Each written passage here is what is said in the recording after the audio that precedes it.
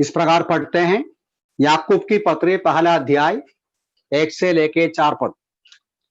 परमेश्वर और प्रभु यीशु मसीह के दास याकूब का उन 12 गोत्रों को नमस्कार। पहुंचे तो तितर पितर होकर रहते हैं। हे मेरे भाइयों, जब तुम विभिन्न परीक्षाओं का सामना करते हैं तो इससे बड़े आनंद की बात समझो, यह जानते हुए कि तुम्हारे विश्वास के परखे जाने से धीरज उत्पन्न होता है, और धीरज का अपना पूरा कार्य करने दो कि तुम पूर्ण तथा सिद्ध हो जाओ, कि तुम्हें किसी बात की कमी न रहे। प्रभु का धन्यवाद करें कि हमें प्रभु ने एक और बार इस प्रकार का अवसर दिया, उसका वचन का अध्ययन के लिए और मनन के लिए।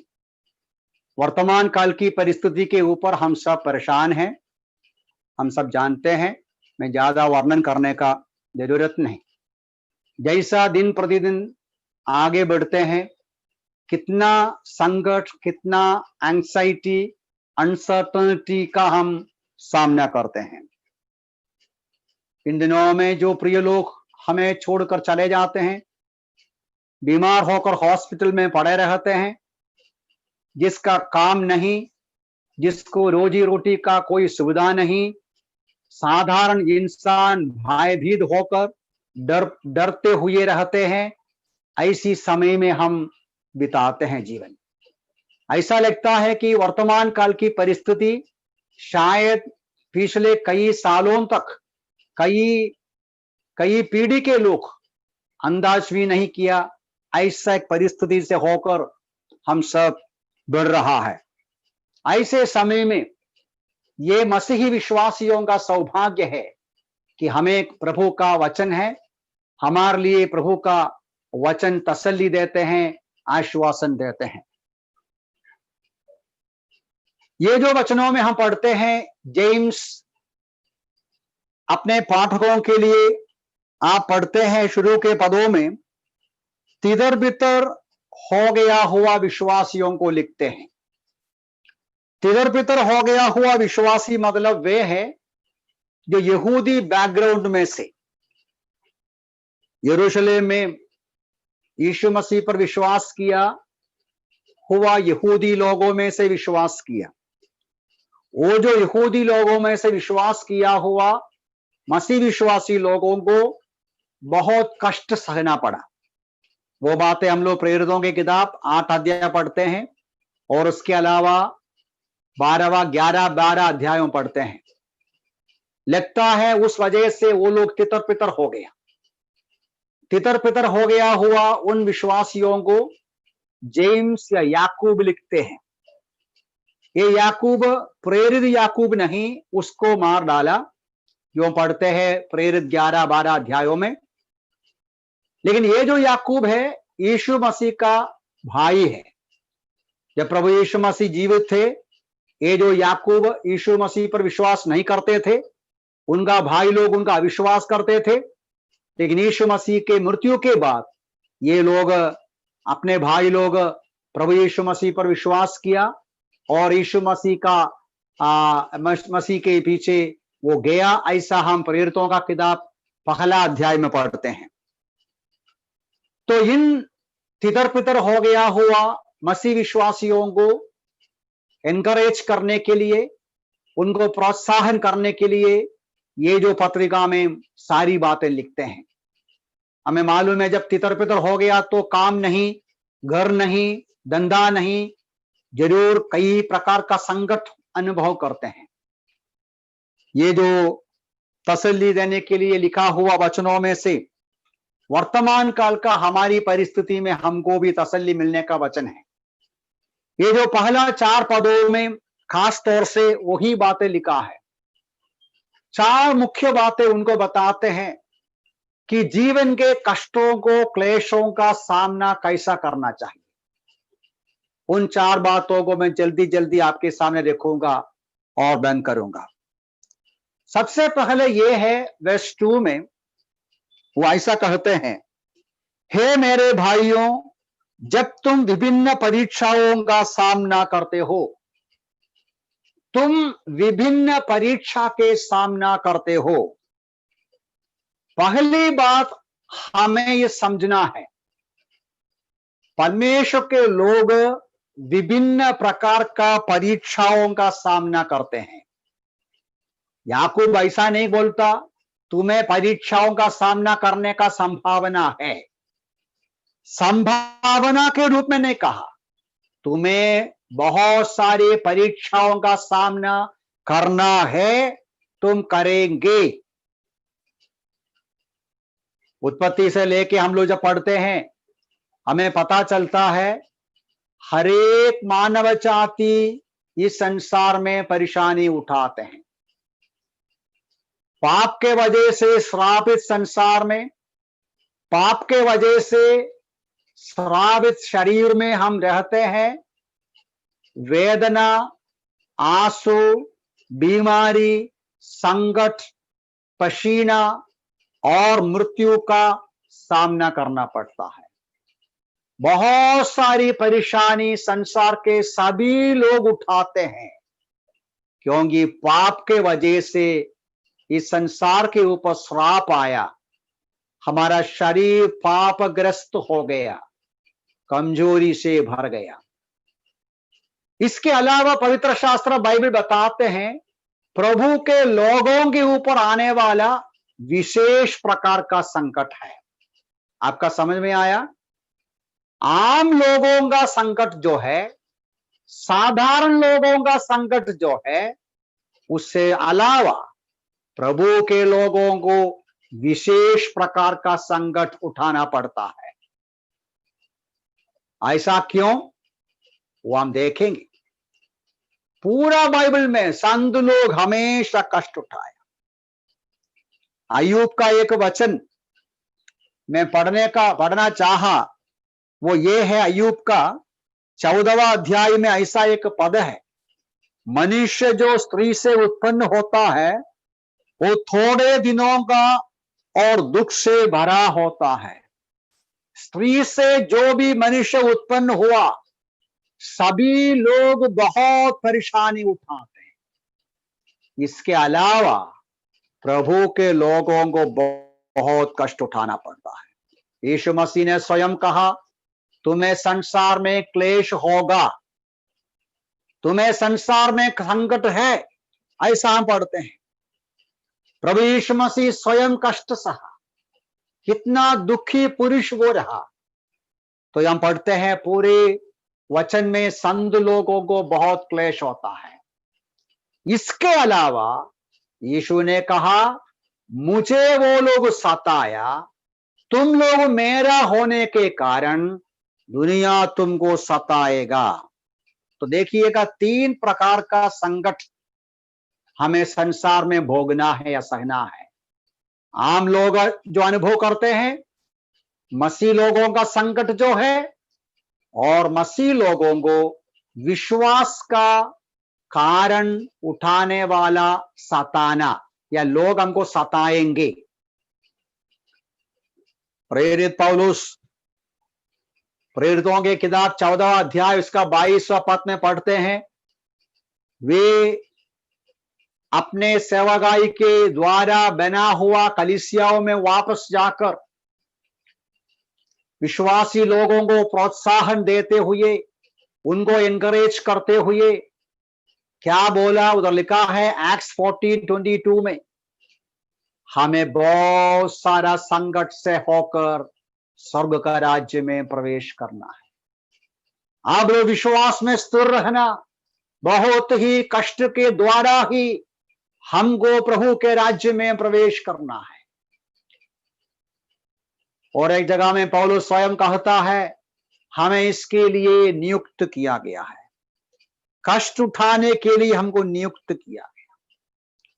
मैं पत्रस का एक वचन पढ़ता हूं, पहला पत्रस 4 अध्याय उसका 12वां पद में ऐसा लिखा है, हे प्रियो, यह दुख रूपी अग्नि परीक्षा जो तुम्हारे मध्य इसलिए आई कि तुम्हारी परख हो, इससे यह समझकर अचंबा ना करना कि कोई अनोखी घटना तुम पर घट रही है।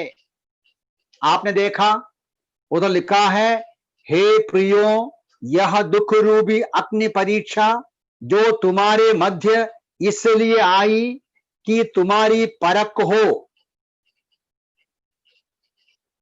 अग्नि परीक्षा।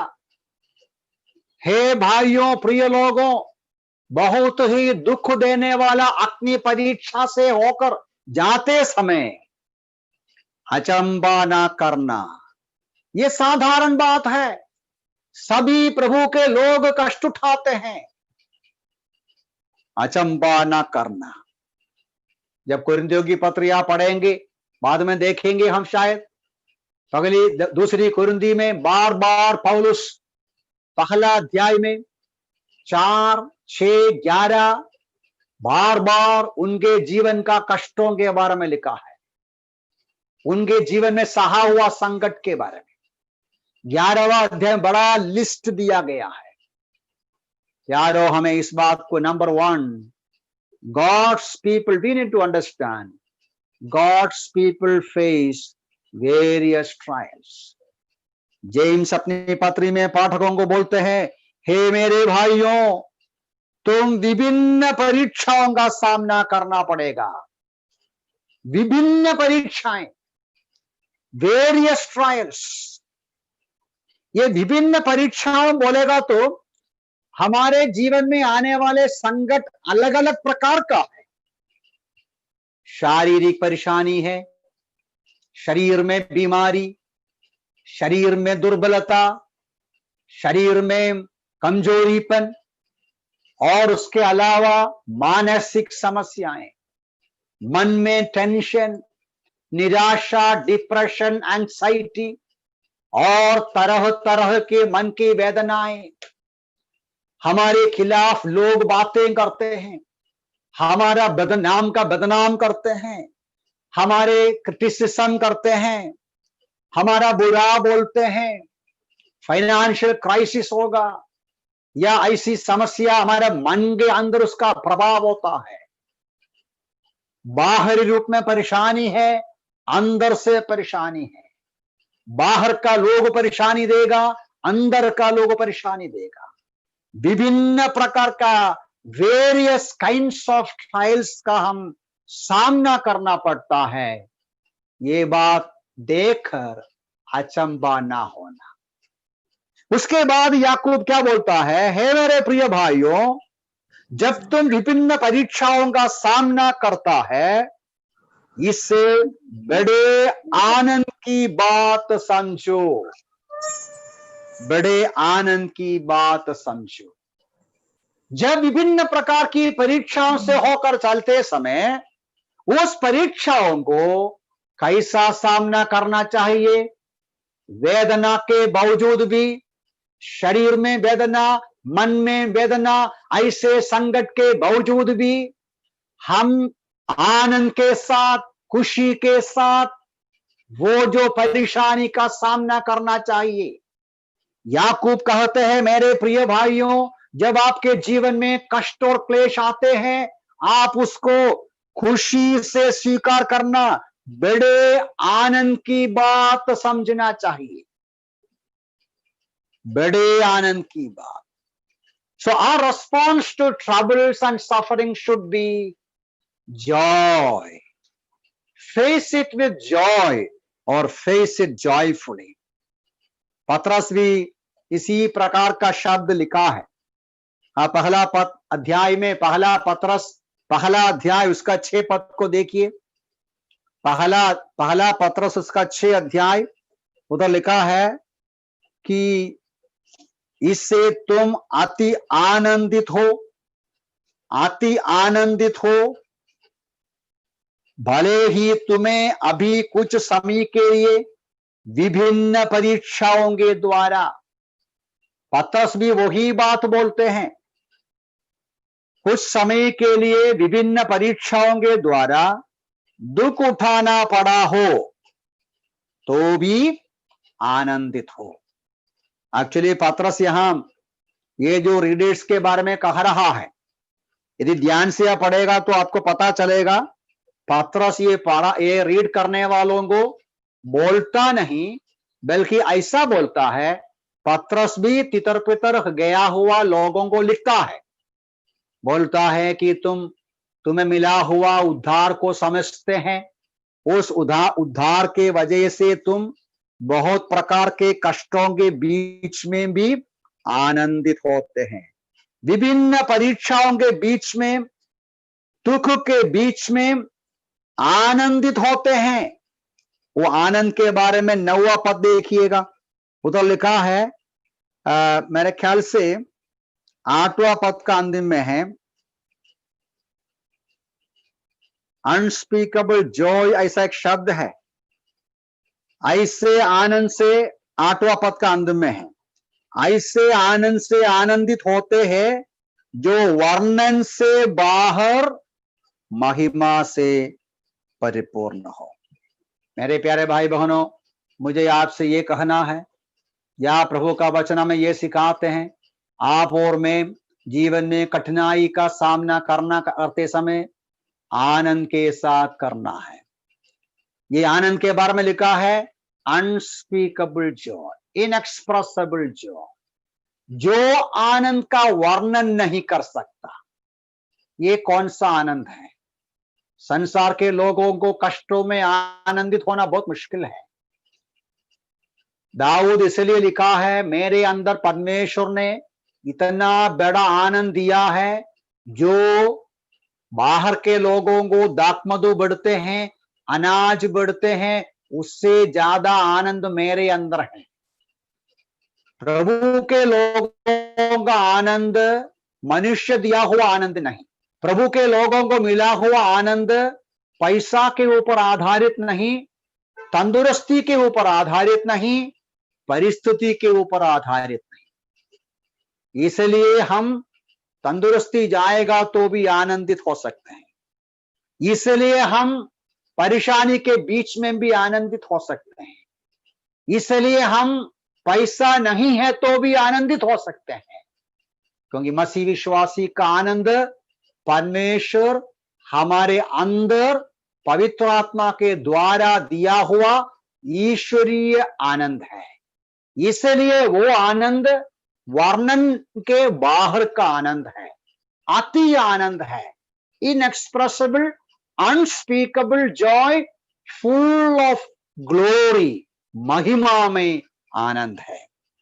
तो याकूब कहते हैं, प्यारे भाइयों, आपको बहुत कष्ट उठाना है और इन कष्टों को आनंद के साथ आप सामना करना है।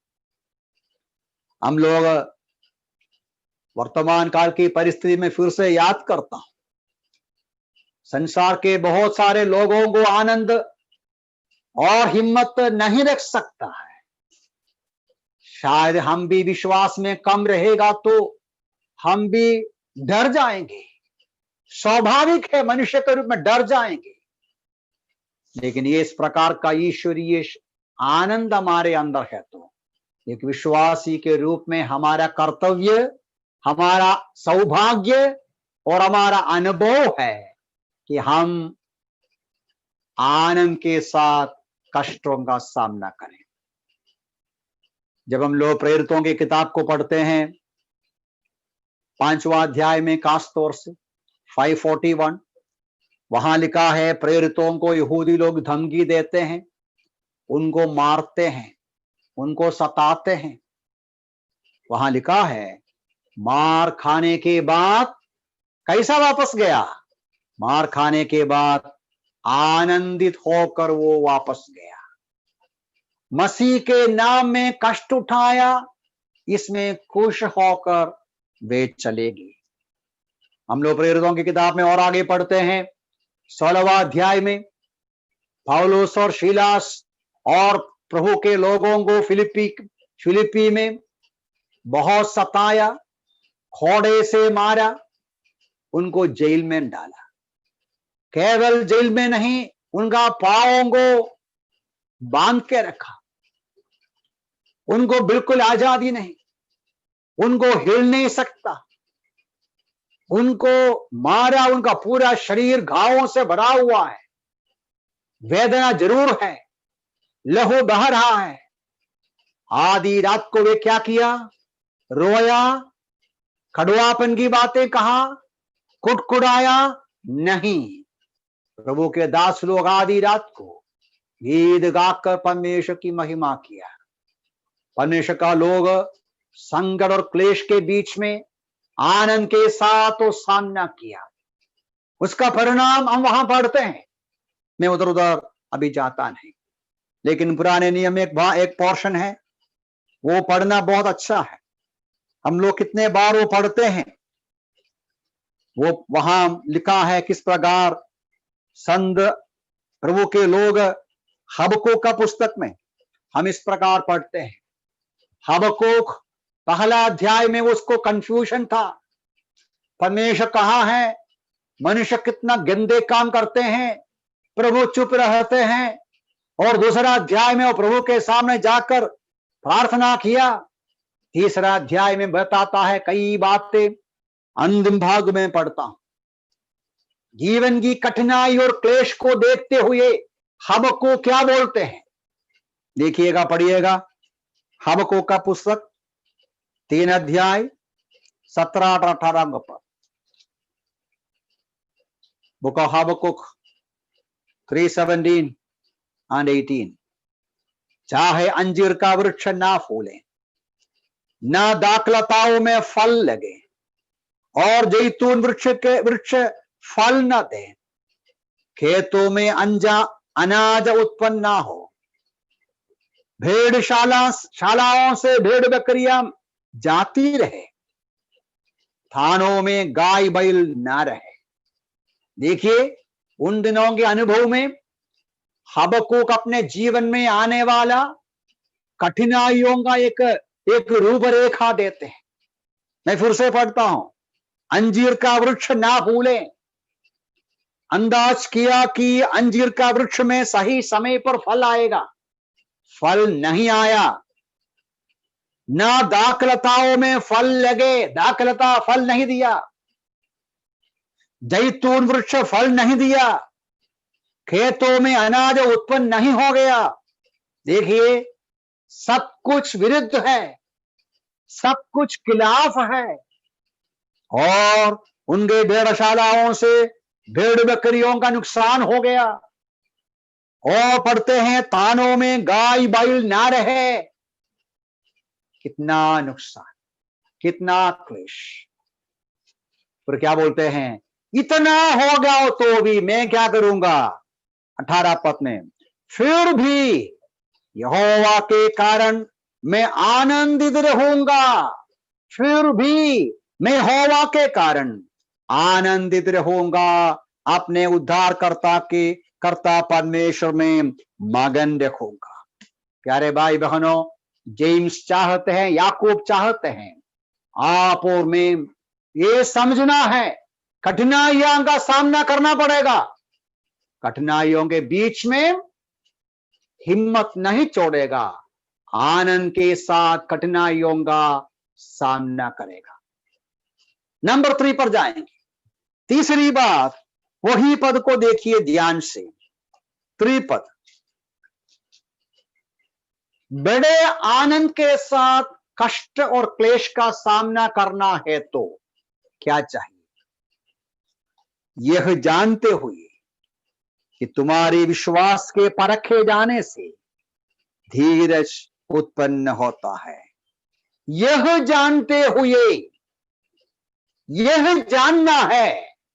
क्या जानना है? तुम्हारे विश्वास के परखे जाने से धीरज उत्पन्न होता है।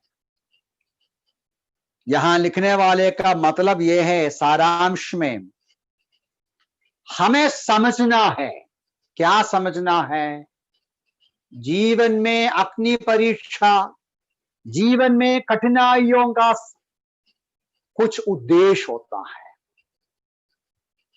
हमें प्रेम करने वाला परमेश्वर, हमें उद्धार किया हुआ परमेश्वर, हमारे जीवन की सारी बातें समझने वाला परमेश्वर, हमारे ऊपर दया करने वाला परमेश्वर, हमारे जीवन में कठिनाई और क्लेश और कष्ट और परीक्षाओं को क्यों आने देते हैं, उसके पीछे का रहस्य क्या है, उसके पीछे का कारण क्या है, यह इधर बता रहा है। बताते हैं कुछ कारण है, यह जानते हुए। वहां का मेरा मेन मुद्दा यह है, gods people need to understand, God's people must be aware of the purposes behind our troubles. परमेश्वर के भक्त लोगों के जीवन में कठिनाई और क्लेशों का आवश्यकता क्या है, क्या उद्देश्य क्या है, क्या कारण क्या है, इस बात के ऊपर जानते हुए, listen carefully.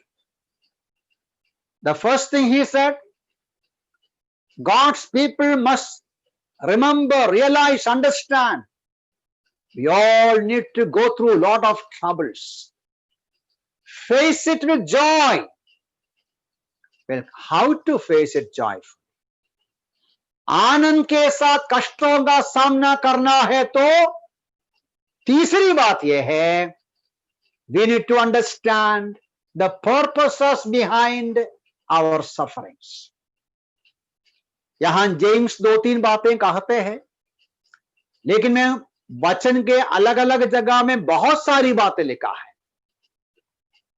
विश्वासियों का संकट के बारे में थ्रू आउट द बाइबल पढ़ते हैं, विश्वासियों का संकट का आवश्यकता के बारे में भी थ्रू आउट द बाइबल हम पढ़ते हैं। तो हमें देखेंगे क्या है कारण। मैं जो 2-3 बातें जल्दी जल्दी पढ़ना चाहता हूं। 2 कोरिन्थियंस चैप्टर 1 देखिए। 2 कोरिन्थी मैंने पहले बताया, वहां पौलुस अपने कष्टों के बारे में बहुत कुछ लिखता है। 3 पद से लेके 12वां पद तक बहुत सारी बातें पढ़ते हैं, लेकिन मैं 9वां पद को पढ़ता हूं। 9वां पद में ऐसा पढ़ते हैं, वास्तव में, ध्यान से देखिए, वास्तव में हमें ऐसा लगा जैसे कि हम पर मृत्यु दंड की आज्ञा हो चुकी हो, जिससे कि हम अपने आप पर नहीं वरन परमेश्वर पर भरोसा रखें, जो मृतकों को जिला उठाता है। ध्यान दिया, 8वां पद में उसने कहा, हे मेरे प्यारे भाइयों, हम नहीं चाहते हैं कि हमने क्या क्या क्लेश उठाया, हम नहीं चाहते हैं कि आप नहीं समझना चाहिए। बोला, हम आसिया में बहुत कष्ट सहा, एफेसुस में होगा, एफेसुस में उसने बहुत कष्ट सहा, बहुत क्लेश सहा। और वो जो क्लेश के बारे में बोलता है, इतना क्लेश था हम सोचा हम मर जाएंगे, इतना क्लेश था कि हमारा जिंदगी समाप्त हो गया। 9वां पद में कहते हैं। और उसके बाद पौल कहते हैं,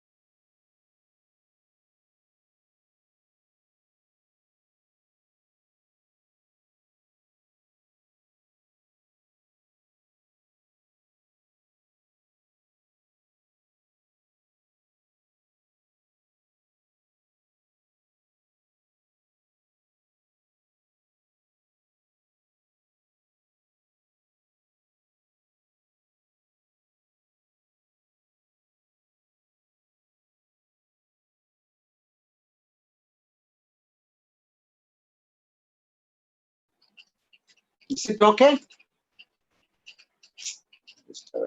It's fine.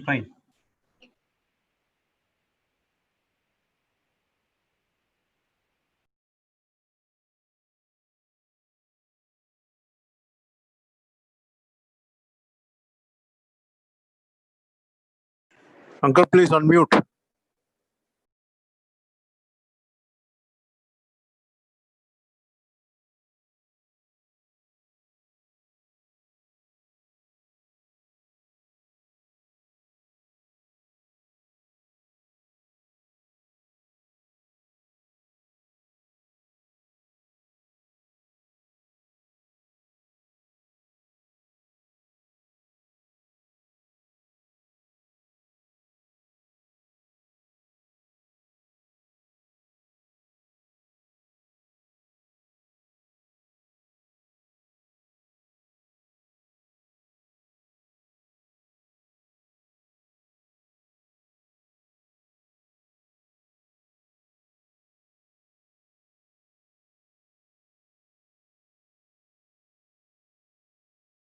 ठीक मनोड़ी,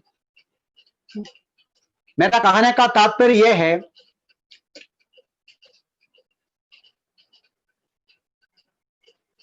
परमेश्वर हमारे जीवन में कष्ट और क्लेश इसलिए देते हैं कि हमारे जीवन में हमारे ऊपर भरोसा ना रखें, परमेश्वर पर भरोसा रखें, हमारा सेल्फ ट्रस्ट को नष्ट करें।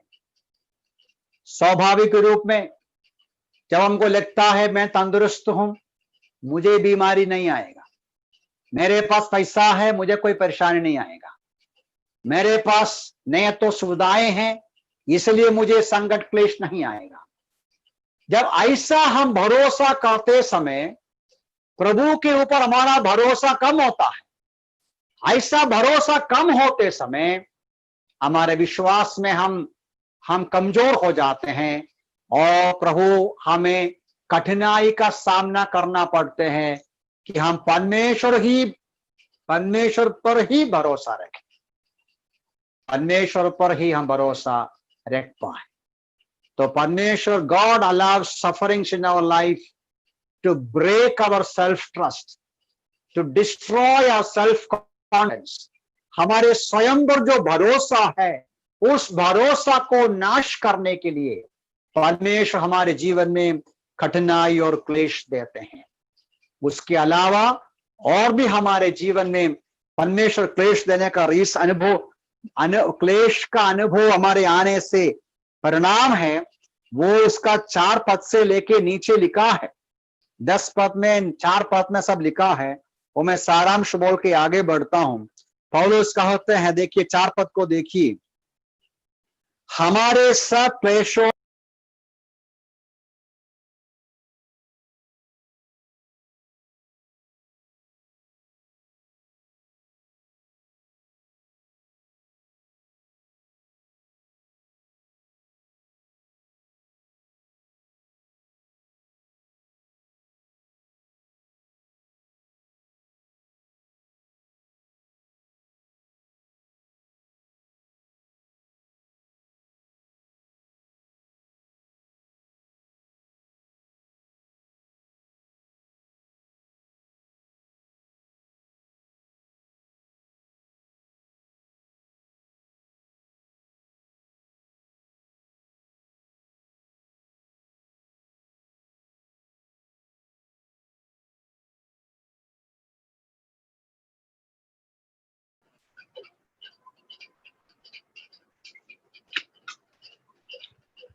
आज बहुत डिस्टर्बेंस हो गया मैसेज में।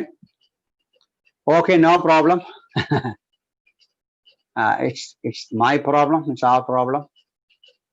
तो मैं क्या बता रहा था, आप लोग follow, even I am tired actually speaking. Anyway, मैं क्या बता रहा था, मैं शुरू से जल्दी जल्दी बताता हूं। जेम्स चैप्टर 1:1-4, इन पदों में जेम्स बता रहा है, तितर पितर गया हुआ स्कैटर्ड सेंट्स को बता रहा है,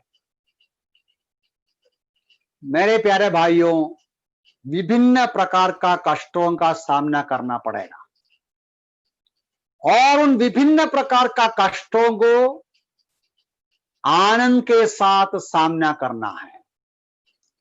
आनंद के साथ सामना करने के लिए यह समझना है हमारे कष्ट और क्लेश का एक उद्देश्य है। क्या है उद्देश्य? नंबर 1 ये है, वो उद्देश्य ये है कि हमारे अंदर स्वयं के ऊपर जो भरोसा निकल जाए, परमेश्वर पर ही भरोसा रखे।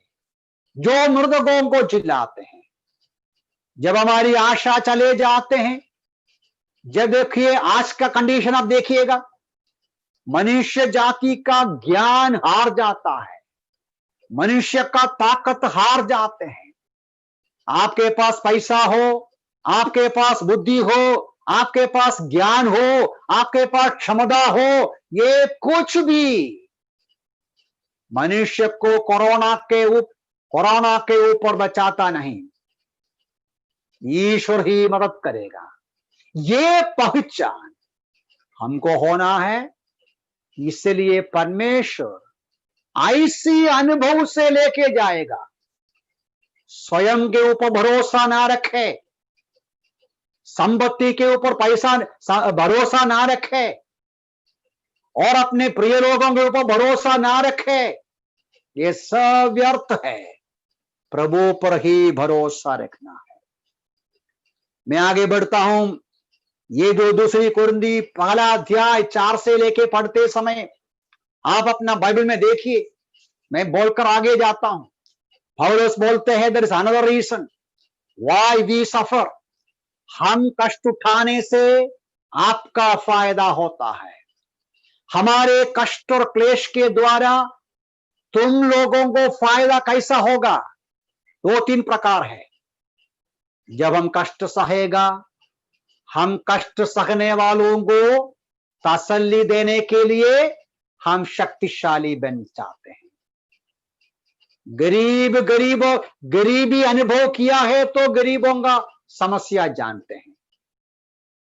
कंगाल रहा है, खाना नहीं खाया तो मालूम है, खाना नहीं है तो क्या न फर्क होता है।